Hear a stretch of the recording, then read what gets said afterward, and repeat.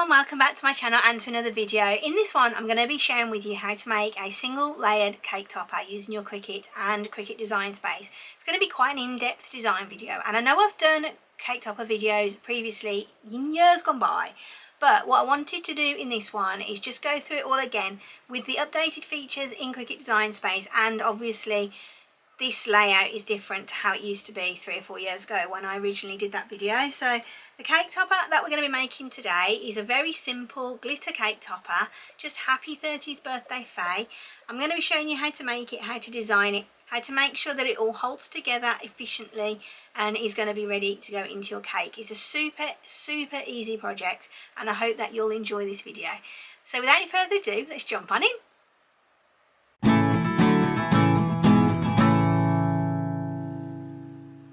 Before we jump into Design Space and start working on our design, then let's just run through the materials and equipment that you're going to need to make a very simple single layered cake topper in Cricut Design Space. So first of all, for your material you're going to need some cardstock. Now I'm using this gold today. It's 300 GSM. It's white on one side, glittery on the other. It's quite a decent fixed glitter. You do get the odd little bit come off, but you know, it's not too bad. I'm going to have a listing down below for where you can pick this up if you want to.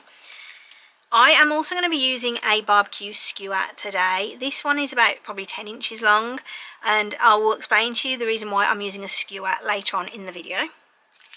Then for your equipment, you're going to need a weeding tool. You will only need this for one thing on the cake topper, so if you have not got a weeding tool, don't panic, because you still will be able to do this project. You're going to need a squeegee of some description, so an actual squeegee or credit card, whatever, will also work for this one. Then you're going to need a brayer. This is the only thing I would recommend that you really do purchase. This brayer has served me so well over the last 5 years. I've used it every single day. Every single time I use my Cricut, I use my brayer. So I would definitely recommend grabbing one of these. I have actually got a video of I wish I knew this before I got my Cricut, which I'll link above now for you and down below in the description. So if you want to check that out, and I sing the praises of my brayer again in that one. You're also going to need a cutting mat for this particular project, because I'm using quite a heavy piece of cardstock. I'm going to be using a standard grit mat. This one is still pretty sticky. As you can see, my hand is stuck to it, but if you've only got a light grit mat, don't worry too much, because you could use that and just grab some masking tape and just tape down your corners when you're ready to cut. That is literally all you're going to need to make a single layer cake topper. So let's jump into Design Space and get started. Alright then, here we are in Cricut Design Space with a blank canvas, and as you can see, I prefer to have my canvas with no lines on it at all, but there are two different options if you wish to change that. If you work better with a grid behind your design, you can easily change that. All you'll want to do is come up here to this small square that is in between the two axes. If you just click your mouse on there and just click on it, you'll get the first big grid, and then if you click it again, it'll then put some further smaller squares into that grid for you. It's entirely up to you which one you prefer, but as I say, I prefer working with nothing behind my design at all. Once you've got your canvas set up how you'd like it, it's time to start putting your design on the screen. So the best way to do this, I find, first of all, is to just go to your text button on the left hand side. Just click on that and you'll get a plain text box come up. What you'll want to do now is type in the text that you're going to be using on your cake topper.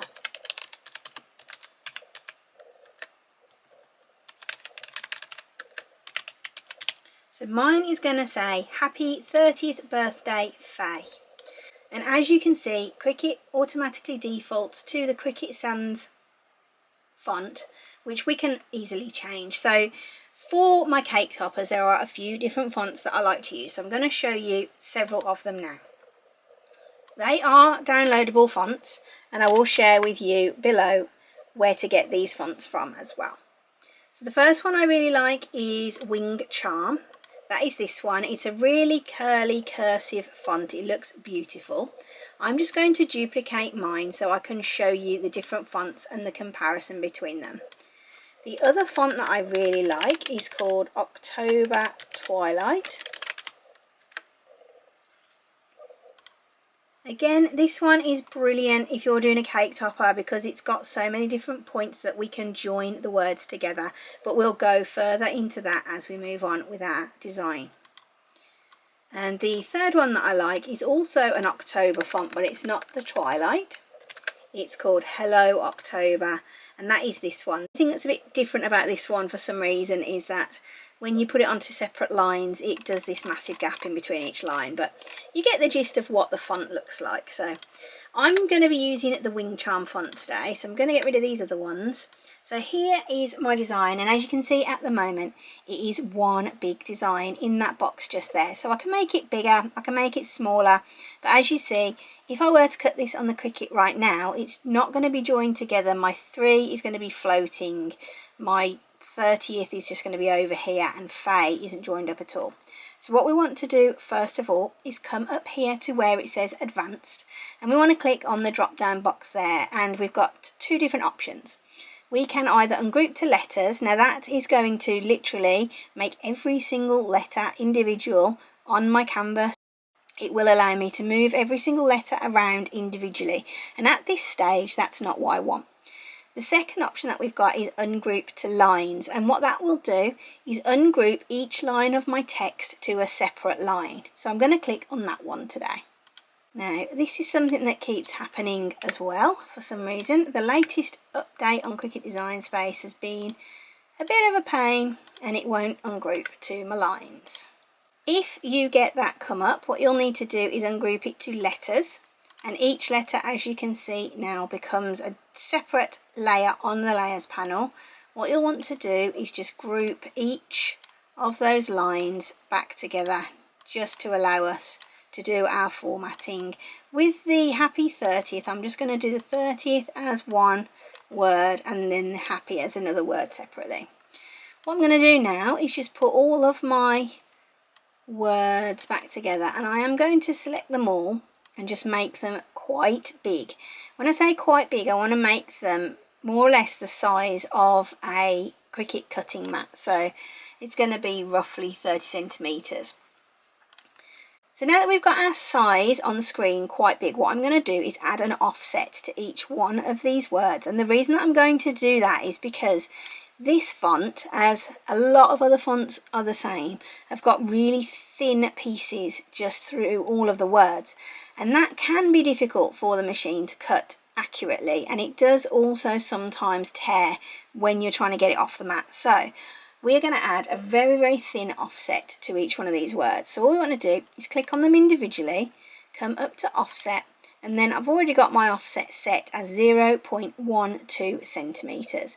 I'm going to click on apply, and you'll see that that has appeared around the back there of that Happy. I'm going to do that for each one of my words. I am not going to do it to the age just yet. So we've got all of the words have got their little offset behind them. So what we can do is delete now the original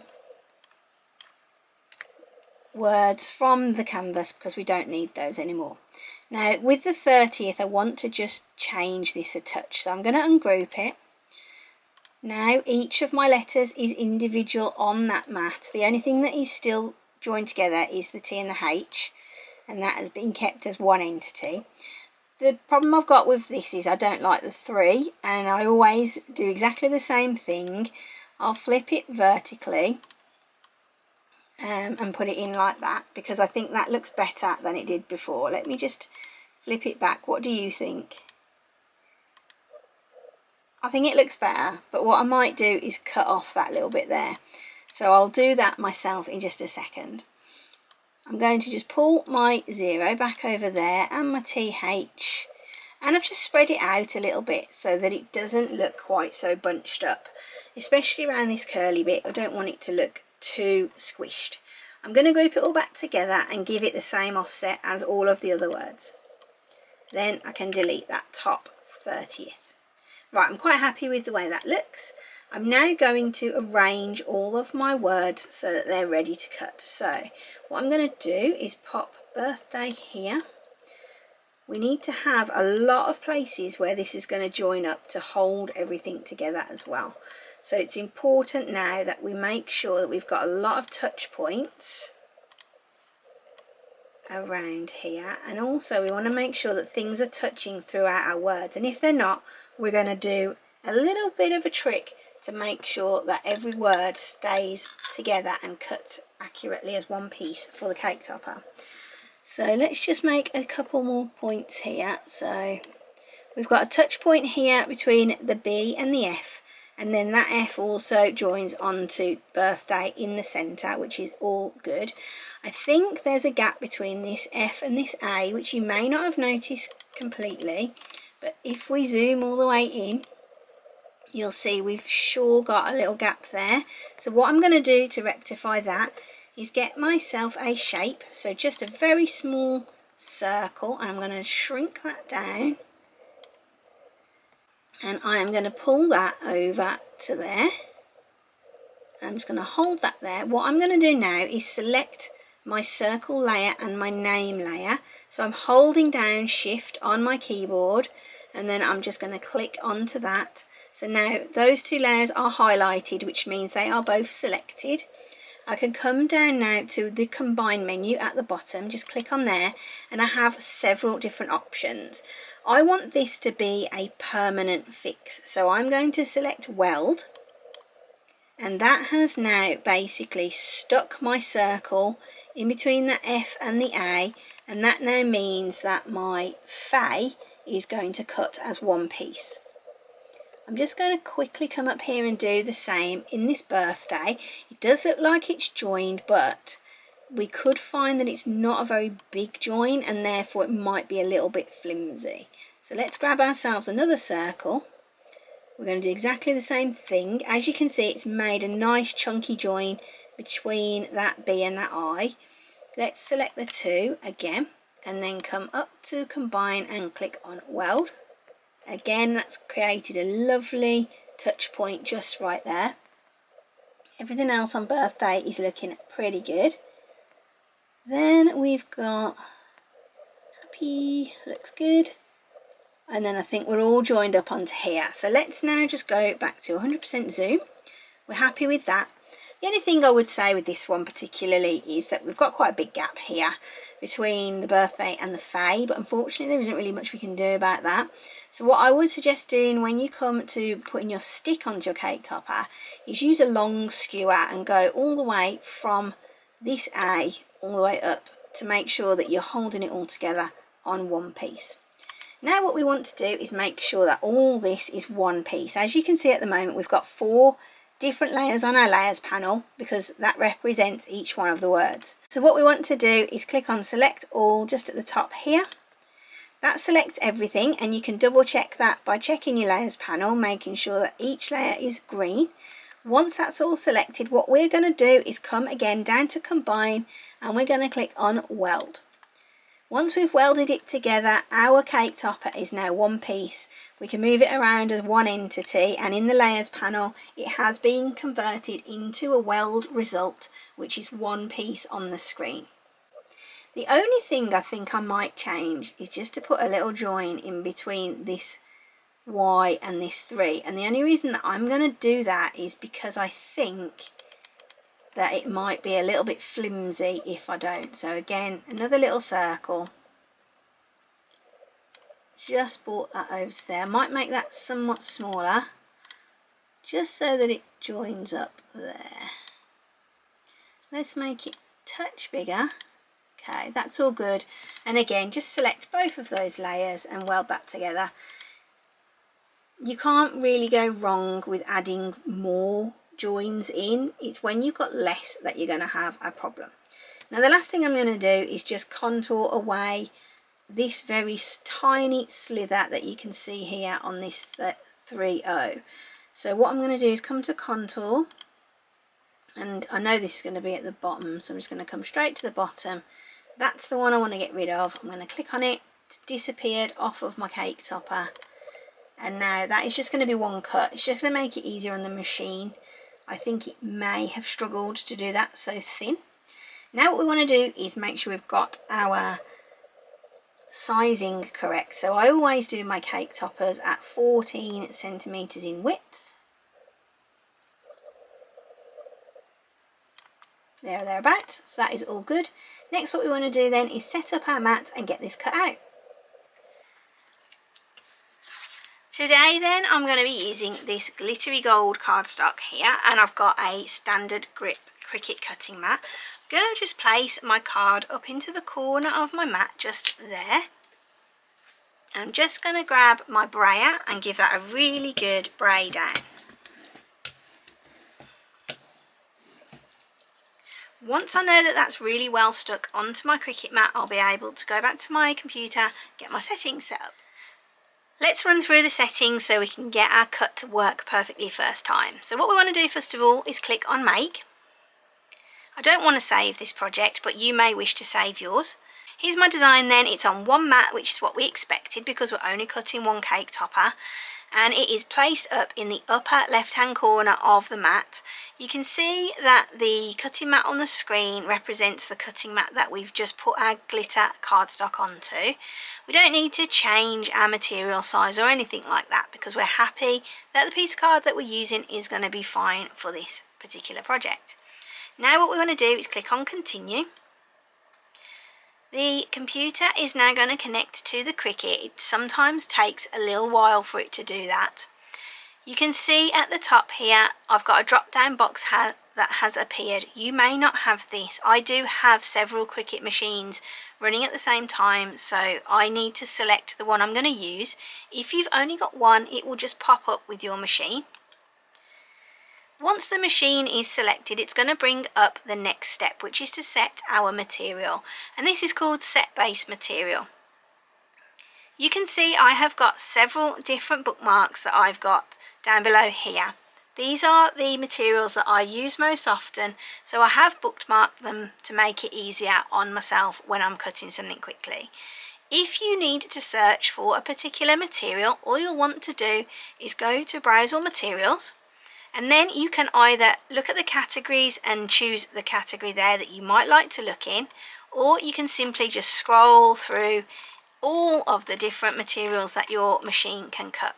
Because I'm quite happy that I've got my material on here as a bookmark already, I'm just going to click on Poster Board. Now your machine is going to be ready to go. You just need to make sure that you've got the correct blade into your machine, which in this instance is the fine point blade. You'll want to load the mat and hit the go button.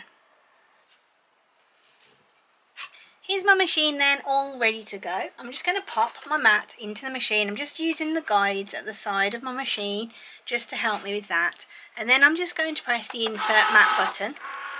Carriage is going to move backwards and forwards. That's perfectly normal. Don't worry too much about that. Now all we're going to do is press the go button on the machine and it's going to start to cut.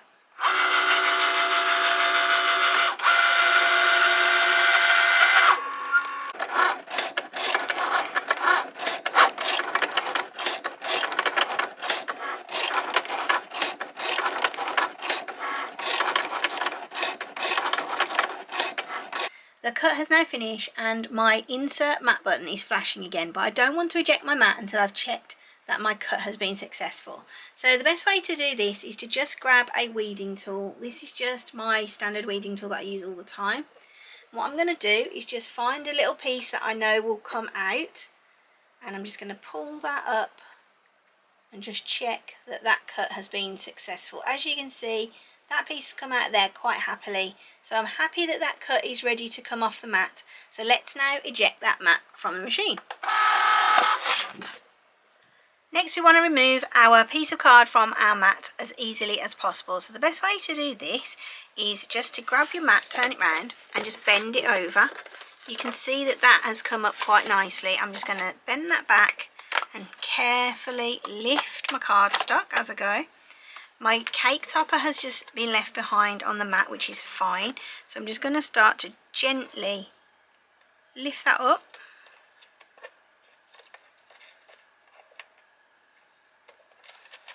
And I'm just going to keep on bending that mat back, just to allow me to get under there. And it's not going to break the mat or anything, so don't worry about that.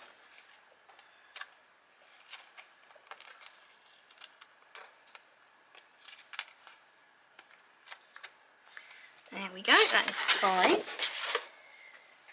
there is my cake topper. Doesn't it look lovely? Now the cake topper that I've made today, I've used 300 GSM glitter cardstock for, and it's white on the back and glittery on the one side. If you did want to make it so that it's glittery on both sides, you can recut another copy of this but backwards and stick it to the back if you want to. And also if you want to make it a little bit stronger, if your card's not quite as thick as what mine is, cut yourself another one of these but in white cardstock and just glue it to the back to make it a little bit more sturdy. I'm going to turn on my glue gun now, and then I'm going to stick my stick onto the back, and then it'll be ready to go to my customer. Glue gun at the ready. So what I want to do is find out the best place to put this stick. As I said, I'm using a long skewer for this one. For my other cake toppers, I often use these little wooden stirrers, and they're like just coffee stirrers that you can buy from all sorts of cash and carries and stuff. But for this one, because I need it to be a little bit more sturdy, if I were to use this, it's only going to have like 1.5 inches worth of stick on it. So I need to make sure that I use something a little bit bigger, which is one of these. And I think these probably measure about 10 inches or so. And I just picked up a load of these from Morrisons at the end of barbecue season last year. I'm still working my way through them. So what I'm going to do is just place this on the back. And as I said earlier on in the video, to make my cake topper a little bit more sturdy, I'm going to go for putting the stick all the way through the design. So what I want to do is make sure that I've got my glue on the back of the Y, and then the top of the H, and then a small bit just on the A here. So I'm going to be using my glue gun today to do that. So I'm just going to put a good run of it down there. I'm not going to make it too blobby. And then with hot glue, the trick is to make sure that you attach whatever it is you're attaching pretty quickly, because it does go off quite quick and goes hard quite quick. So that is stuck onto there now. Lovely. I've got a few glue strings. I'm going to let them set, and then I can just pull those off at the back. Glue strings, unfortunately, with hot glue are usually pretty inevitable. So that is that. Just one more on the front there to get rid of. If you find you've got a little tufty bit of glue like I have there, you can either pull it off or you can just snip it off with your scissors. But there we go, that is the cake topper all done, and I hope that you have enjoyed this video. As I said at the start, I know I've done cake topper videos previously, but this one really is just to be keeping up with the changes in Design Space and the way that it may look different now to how it looked 3 or 4 years ago when I did my first few cake topper videos. So I hope you've enjoyed this video. If you have, don't forget to subscribe. Drop me any questions or comments you've got down below, and I will come back to you with an answer pretty soon. And I'll see you soon for another video. Bye!